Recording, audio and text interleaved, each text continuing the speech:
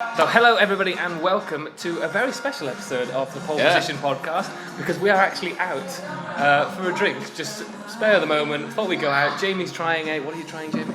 Hawkesbury, which is very nice. And I'm also trying it, and it is very nice. We meant blackcurrant. Yeah, I wanted to write bean in it, so I'm not sure what's quite happened. But yeah, we are here, and this is Jamie's last day, really, because he's going away for the big city, and he's leaving me. So we're here to just talk about F1. So why not? Weekend off. Yeah, weekend off. No F1 on this weekend, so we thought why not? We'll talk about the F1 driver lineup for next season's grid. Now, a few places have been confirmed, few driver seats are still open, so we're just going to discuss it. So shall we start with the big dogs at Mercedes? Yeah, I mean, well, I think it's funny because if Valtteri Bottas hadn't had, I mean, he's played second driver again, but it's the fact that at the start of the season when he won that first race, he was back, wasn't he? You know, he was a different Bottas. But didn't he win like 3 out of 4? I think he won. Did he win the first 2 races? Because he won. Did Hamilton win them as well? That was it. Yeah.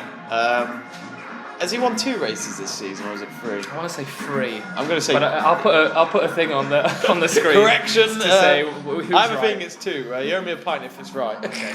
Well. But yeah, I think the way Lewis Hamilton guaranteed Bottas being announced. When some people were a bit shocked, I remember back in August when Bottas was confirmed, because they thought, well, how come Toto Wolff's supporting Ocon and they've not got him a seat for Mercedes next year? Well, when your team is top of the Constructors' Championship and you got Lewis Hamilton going for another World Championship, which is pretty much done and dusted now, and it was even in August. I think, why get rid of Bottas? Because as much as Valtteri Bottas is going to hate me saying this, you are Rubens Barrichello of this era. It's not going to happen for you being a world champion. If I'm wrong, then I can buy you a pint. But how much of a shame is that? Because I was watching the race, the Russian Grand Prix, the last race that was on, and when the safety car came out after George Russell's incident, they were so close to each other, and I just thought, why couldn't they just let Valtteri attack Lewis now? Lewis is so way ahead. Yeah. His nearest rival is Bottas. Yeah. So if they keep Bottas defending, there's no one else that's going to challenge Hamilton for the title. Exactly. What does it matter? They're going to win the Constructors. They're so far ahead in that against Ferrari. Yeah. Why can't they just let Valtteri fight Lewis for that first place? I think it's just a bit. It's a shame because for the entertainment for the fans, you want that to happen. But I think as well, Valtteri Bottas said on that Beyond the Grid podcast this week that he's looking forward to next year already. He said that last year though, didn't he? He did. He did. And I've heard it all before, but at the same time, you just think, he's given up on this year. He knows where he stands next year. He's got another year at Mercedes. It can't go wrong. He's at the best team, but when you're up there and you're in a team like Mercedes, it's that whole Nico Rosberg scenario. You've got to make the most out of the opportunity, and that's what Nico did. Won a world championship, retired. Okay, still don't get that. Not really doing much apart from vlogging on YouTube, but if that's what that floats your boats, we do it too. He just gets a lot more viewers. But damn you, damn it. But yeah, I mean, in terms of Valtteri Bottas as well, I mean, a lot has been said about how James Allison always goes on the radio going, Valtteri, it's James. And that must be like the most painful thing for him to hear on the radio. And he's like, oh no, not again. Not again. But he said in Singapore that he obviously did it thinking that he'll get benefit the next time. But will he, with Lewis Hamilton as his teammate? Lewis is always going to get it, isn't he? I think you've always got to look at it as well. Like, if I was the guy in charge of the finance, which I'm sure Toto Wolff has a lot to say as well, when you're paying, if it's right what we've read, that Lewis Hamilton earns about 40 odd million a year from Mercedes, while Valtteri earns about 8 million or something like that, then surely you're going to put it towards Lewis anyway, not just because of his name, but because of how much money you're giving him. So it's just the way it is. Sadly, in F1 you're going to have teams when one's a priority, and it always will be that. Let's not forget the whole Fernando is faster than you towards Felipe Massa, which poor Rob Smedley did not want to say. He knew he had to because the bosses asked him to. So it's tough times, but I think at the end of the day they get on really well, Bottas and Hamilton. This is their 3rd season together. When Nico and Hamilton had their 3rd season together, that was the time when Nico Rosberg threw the number 2 cap right back at him. That was funny though. That was funny, and that just showed that there was no love lost between the two. But the other team right now that's having no love, Ferrari. Yeah. Very interesting what's going on there. We'll discuss that now, but just quickly on it, for Mercedes, good business is getting the 2 drivers for next season, like you said. They're a team, aren't they? Why fix something that's not broken? Exactly. So that's Mercedes. Now on to Ferrari. And obviously the last 2 races have been interesting. The car looks faster, but the team has also been sort of split in terms of what's going on with the drivers and their views. And before we talk about the driver lineup, because obviously it's going to be the same for next season in Vettel and Leclerc, but what are your take on the last 2 races in terms of what's happened between their relationship? I think anything's going to change, or it's the same? I think we're starting to get that relationship where Vettel knows he's on his back. Not personal or anything, it's clearly business. It's because Leclerc is so hungry for success, and he's just like Verstappen, Ocon and all that. They really want to set a benchmark in Formula 1, which is great to see. I quite like it. I think it's been quite entertaining for the fans. I think for Ferrari it's a bit we had a feeling this was going to happen, when Leclerc came in, because we all remember that press conference last year. I think it was in Monaco, I can't remember where. They had all their shades on because it was so bright in the room. There's Vettel next to Sauber Leclerc, where basically they were just you were saying to him he would love to work with him next year, and this is what's happened. And I think Vettel deep down is happy. So we'll see what happens. But I think with Leclerc, he needs to be a little careful as well. But a lot of people say he shouldn't be acting like he did in Singapore by thinking, why is this plan? Why am I behind him? Why is Vettel leading after I got pole the day before? But a lot of people don't like the way he said it, but I think he wants to be a world champion. He's hungry. That's what Ferrari would like to actually hear from a future driver. And Vettel, in terms of the last 2 races, looks more hungrier. Looks like the Vettel of old. It's good to see, and I've missed Vettel. The last time in Russia, obviously he was unfortunate to not finish the race. But in terms of how well he was doing, he was basically going like a Vettel of old, saying, well, if he wants to overtake me, let him catch up and actually overtake me. I'm not letting him pass. I'm faster than him. So if you want this plan to work, he has to overtake me like the normal way. So I think that's good to see. I mean, it was a shame. Obviously, he had an issue with his MG UK, which stopped him from finishing the race. Could bring back the V12s, as he said on the radio, which was funny. Oh, he wouldn't say that. He would say that because that's when he would win everything. But, what made me laugh was I was watching the start of the race in Russia, as in another pub in Shrewsbury, and I can't remember the name of it, but basically. At the start, I couldn't believe what I was seeing. I was like, hang on a minute, he's leading the race. Vettel, hello? Have I gone back 5 years? Yeah, we've gone back 5 years. It was great. A lot of people say respect the team orders, but you know what? At this point, screw it. He's under pressure because he's the one being talked about the most about leaving compared to him and his teammate, isn't he? So he has to sort of look at it and deliver. Exactly. You could easily think you're going to be okay and think the team are backing you because of your name and because of how many world championships, but. For example, in MotoGP, Valentino Rossi once upon a time left Yamaha and he came back to Yamaha a couple of years later. But what I'm trying to say is it doesn't matter who your name is, it's about your current form. And that could happen to Vettel as well. I think he'll have a seat somewhere else. But I think he's the only outsider in the Red Bull series that'll ever go back to Red Bull. Well, that's a good call, actually, because now Ferrari's finished. Obviously exciting for Leclerc Vettel next season, and hopefully this juiciness continues for the rest of this season as well. But in terms of Red Bull, like you said, Vettel would be probably the only driver that would come back. They've got a seat open for next season as it stands, because Max Verstappen is obviously nailed on. They can't, financially, they can't get rid of him because he's like the go-to guy at Red Bull at the minute. But the other seat is between Pierre Gasly and Alex Albon. He's like lost Verstappen. Well, I mean, if you I can see the duo coming, the father and son team at Red Bull, but Helmut Marko has already said that Kvyat's going to be staying at Toro Rosso for next season. Which is a shame because I think he's done really well this season in the Toro Rosso car. But it's between Gasly and Albon. Obviously, Gasly was taken away in the summer break from it because he had a bit of a poor start to the season.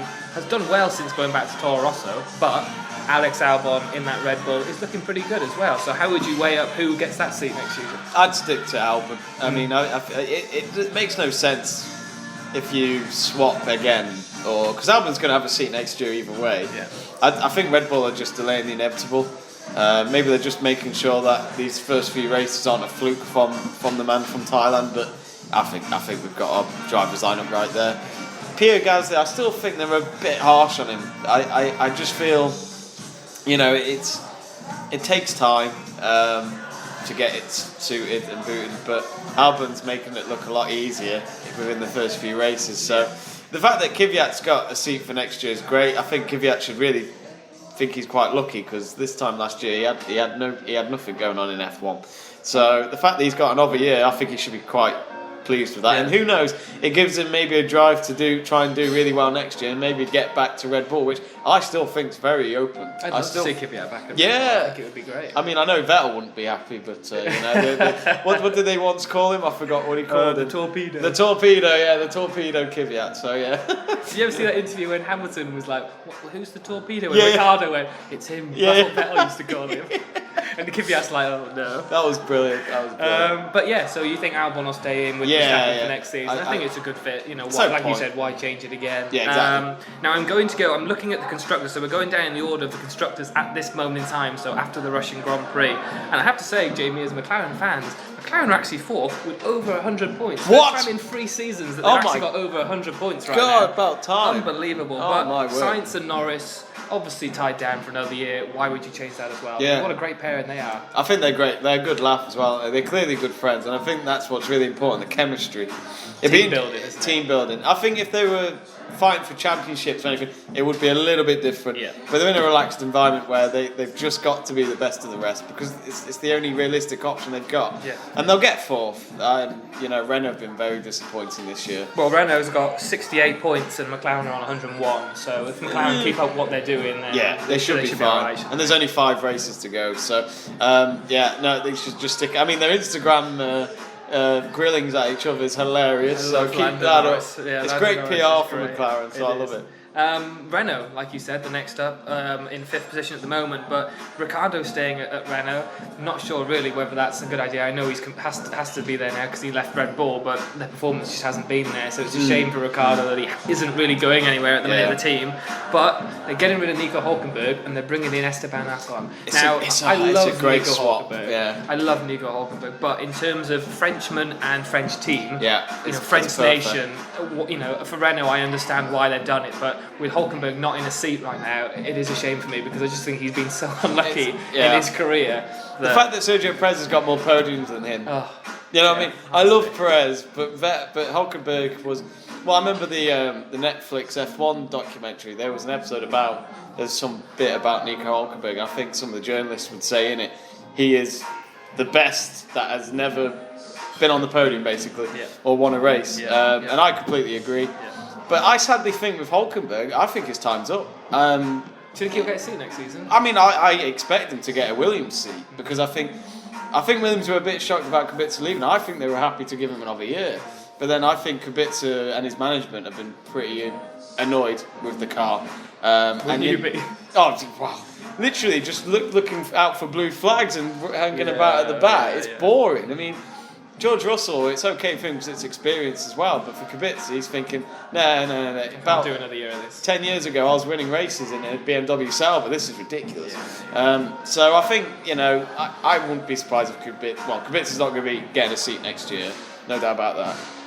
But I think, when you're so experienced, there's no point. But when you look at someone like Nico Hulkenberg, if he goes to Williams, does that mean he gets a pay cut? I'm not sure. I don't know what the finances are like for Williams because they're not going to get that much out of the other teams where they're going to finish. Well, they're not going to get any money this season with only 1 point right at the bottom. No. Well, do they get any money for finishing? There must be some sort of. It's like peasants, isn't it, compared to what the likes of the top 3 will get. But in terms of Renault and Ocon, like you said, good fit really. French team. Yeah, I think it was the right move. I was a bit surprised because I just thought something would happen with him and Mercedes maybe, but the fact that he's with Renault now, that means he's out of the whole Mercedes. Well, that's what I thought. I haven't looked that up, but is he still part of the Mercedes Academy even though he's at Renault? I think they might have just loaned him out. I haven't heard that he's left. Well, it was like Carlos Sainz when he went to Renault as well from Toro Rosso, but that was definitely goodbye Red Bull series, that's it, I'm done. But sometimes a new adventure is a good idea, and I think Ocon, he couldn't have another year hanging about in the back. When I was in Singapore the other week, I didn't even know this. Esteban Gutierrez is walking around the paddock doing nothing in his Mercedes uniform, and I'm thinking to myself, he was giving out free tickets, wasn't he, to people in the things. I was like, wow, is that what his racing career's come to? He's just handing tickets. But the fact that people will be like, who? I forgot he was even there. I didn't even know he was a Mercedes driver. Yeah, was he doing DTM or I think he was something like that in part of the Mercedes team. But in terms of F1, he's gone. But so Renault, Ocon, and Ricciardo next year could be a bit tasty. But hopefully, I mean, we've said this every year. I want to see Renault fighting for the top, the top teams, and with McLaren getting the Mercedes engine for 2021, Renault are only powering themselves. Yes, but that sometimes can be a good thing. It can be a good thing, but how much were McLaren paying them in terms of getting money for it, for them to keep putting performance into their engines? So it's going to be interesting for Renault. Toro Rosso, we've kind of already discussed, because you said Albon will be in the seat, meaning Gasly and Kvyat for Toro Rosso. Racing Point. Now, Perez and Stroll. But who do you think is going to be the test driver? Kubica. That's interesting. I was talking to I think his name was Tom, or I should really remember his name. Jamie. He was the front wing engineer for Force India. Sorry, Racing Point. And 3/4 of the way through the season, we're still saying Force India. It's a pain, isn't it? I missed that name. Racing Point's a good name, but we actually. He was saying to me that Kubica's been in talks with the team of him being a test driver. So it looks, but apparently Haas have also offered him a test seat. So I think Racing Point, Stroll and Perez. Well, Perez has just signed a 3-year deal, which and Stroll's not going to leave because Daddy runs the team. Daddy runs the team, and Perez knows one of the richest people in the world. Yeah, for Racing Point, it's a slam dunk, isn't it, in terms of finances? Yeah, and I was actually speaking to the guy from Racing Point, and I was actually asking him, how do you feel now being at the team? And he goes, it's just a lot more relaxing than what it was 12 months ago, where they know where they stand because of what happened. So, the atmosphere is so much better. A lot of people say Racing Point haven't had a great season, but I'm thinking, dude, they're happy just to be on the bloody grid. So I think it's been a good year for them, and I think Stroll and Perez has been no problems. I think they've just done the best they can with that as car. much as I have issues with Stroll, in terms of how he's got there and all that, he's a decent driver, but I have to say he is probably one of the better drivers in terms of race starts.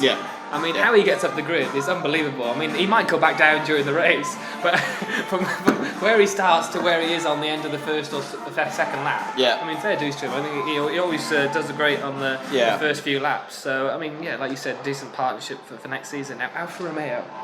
Kimi Raikkonen and rest in peace, Giovinazzi, both of them are signed on, aren't they, for next season, I think? Giovinazzi's not, as far as I'm aware. Giovinazzi is. I mean, Fred Vasseur, when you did your interviews the other day, said we want to keep Giovinazzi if possible. But they're just waiting for the next few races to find out. I feel as though, you've heard it all before, where it sounds as though they're going to keep him, but then it could be more, we're open to offer drivers offers. Because, at the end of the day, some of these teams are looking at the finance and thinking, we could do with someone who's kind of got a bit more funding than you. So it's like, I think for Giovinazzi, it's great PR that it's an Italian driver representing Alfa Romeo, and it's a Ferrari, Ferrari engine, etc. But it's not. I think if Giovinazzi was at another team, I don't think he would have been here next season. No, I agree with you there. And I think he's had a bit of a difficult year. But, I think, I don't see why he couldn't be in it next year. Give him another chance, maybe. Yeah.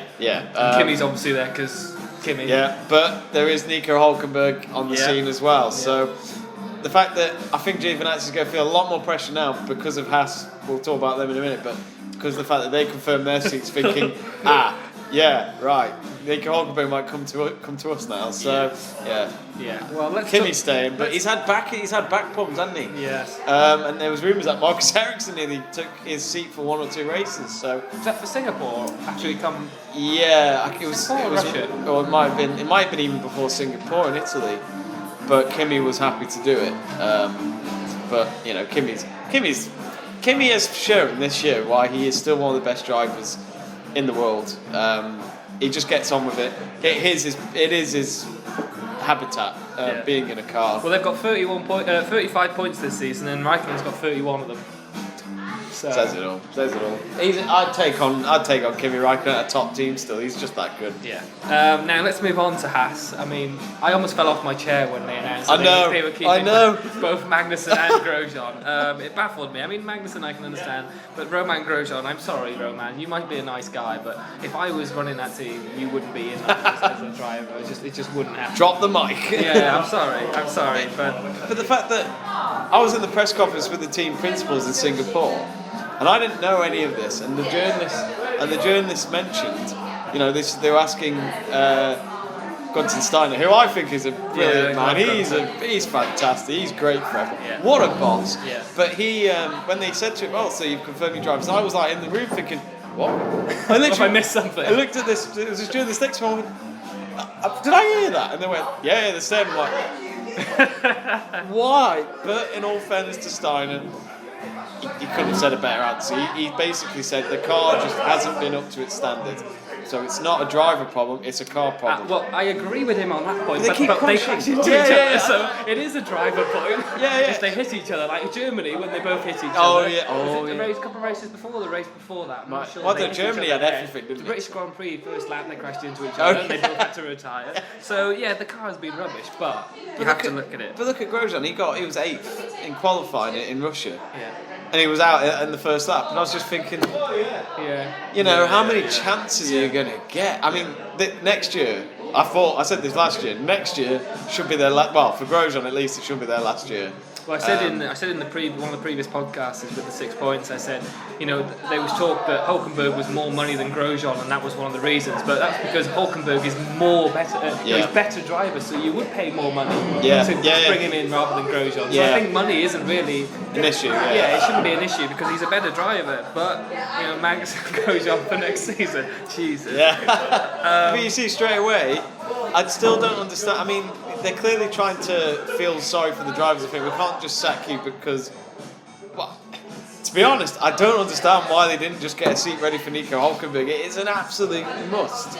So they missed out there. They really have. And then obviously last place Williams, they're obviously looking at Nico Hülkenberg. Yeah. Whether they can afford him, like you said earlier, is an issue. But Hülkenberg, if Williams improve, and they've obviously said they've started performing with the car for next season. So hopefully they have a better winter test than they did the year before. That was terrible. Didn't even bring the car to winter testing. Oh God, I remember that. Was terrible. But if they can rebuild and perform better for next season.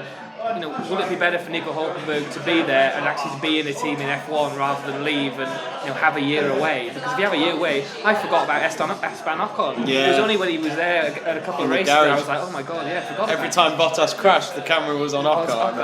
But if you leave, you sort of people forget about you, don't they? So I think for him it would be better to stay in a team, even though it's Williams. But nothing beats being on the scene, and I think that's why Kubica. A lot of people can say Kubica going to Racing Point as a test driver. What are you doing? You just go back. But you think, well, no, he's staying on the scene, and you're right. People forget drivers. There's so many drivers behind them. There's F2, there's F3. Sorokin's still there somewhere, isn't he? Is he still a test driver for Williams? Was he Williams or he's somewhere? Because I saw him the other week at the Russian Grand Prix. Unless he was there. He was. But I'm not sure why he was there. Well, he was doing commentary for Sky Sports F1's second practice session, I think. Was he? Yeah, he was like a special guest. He might have just been doing media. I'm sure. I literally think he's there somewhere. We'll have to Google it. Again, I'll have to put it somewhere. Correction number 2. But hopefully, that would be quite good for Russell as well. Hopefully next season, if that was to come. Can I just say about Russell as well? Genuine, nice guy. I think he has got a great future in F1.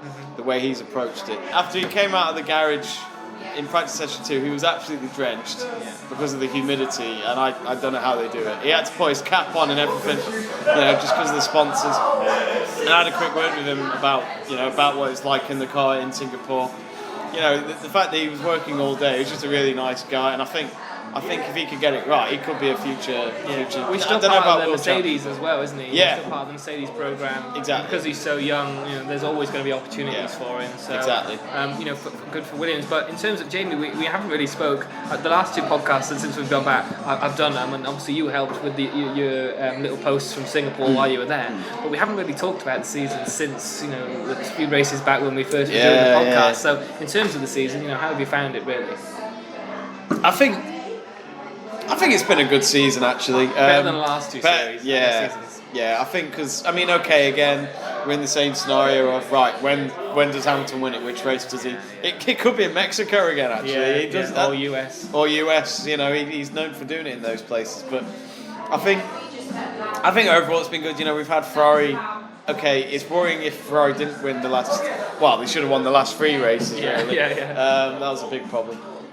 But I think Ferrari are up there still. It's not been the season they've hoped for. But between now and the end of the season, they might win the rest of the series. Mercedes keep saying we shouldn't be even at the top. They've got a good car. So I think the way I see it, Mercedes have just done it again. Ferrari are up there. Red Bull, Max Verstappen again has just proven that he is one of the best.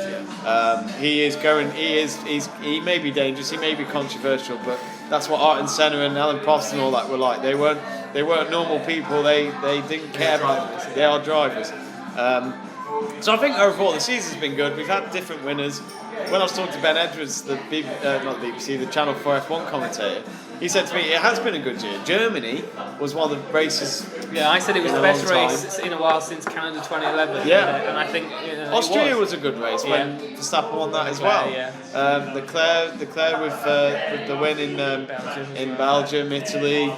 Nice to see a Ferrari driver win in Monza. And then. It's just carried on absolutely ridiculously well. So I think it's been a good season all round. But sadly, in terms of the championship, it's been decided. But the battle in the mid-tables has been quite interesting. Yeah. Well, I mean, this has been really enjoyable actually. We didn't drink We've never done this. We've never done it. We only drank from there to there. We've never done this in a bar before. But thank you very much everyone for listening and watching.